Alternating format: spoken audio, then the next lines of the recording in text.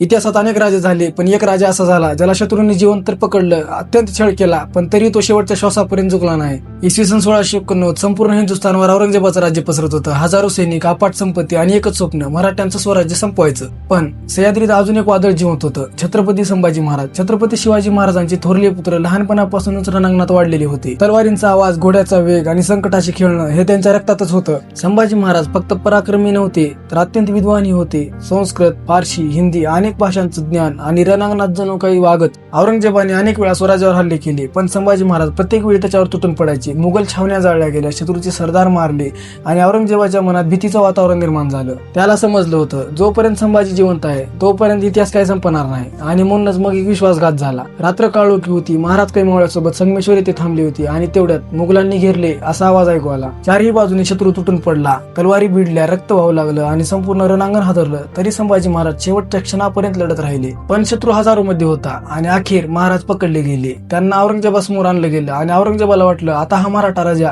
माझ्यासमोर झुकेल. पण संभाजी महाराज त्याच्या डोळ्यात डोळे घालून उभे राहिले. औरंगजेबाने धर्म बदलण्याचे ऑफर दिली, जीवदान देण्याचं आश्वासन दिलं, पण महाराजांनी नकार दिला. आणि इथूनच सुरू झाला इतिहासातील सर्वात क्रूर छळ, दिवसागणिक अत्याचार, अत्यंत वेदना, शरीर तोडलं जात होतं. पण संभाजी महाराज झुकले नाहीत, तर त्यांच्या डोळ्यात भीती नव्हती, तर फक्त ज्वाला होत्या. शेवटी 11 मार्च 1691 त्या सिंहाला निर्दयीपणे मारण्यात आलं. पण औरंगजेब एक गोष्ट विसरला, तो संभाजी महाराजांचं शरीर तर संपवू शकला, पण त्यांचे विचार कधीच नाही.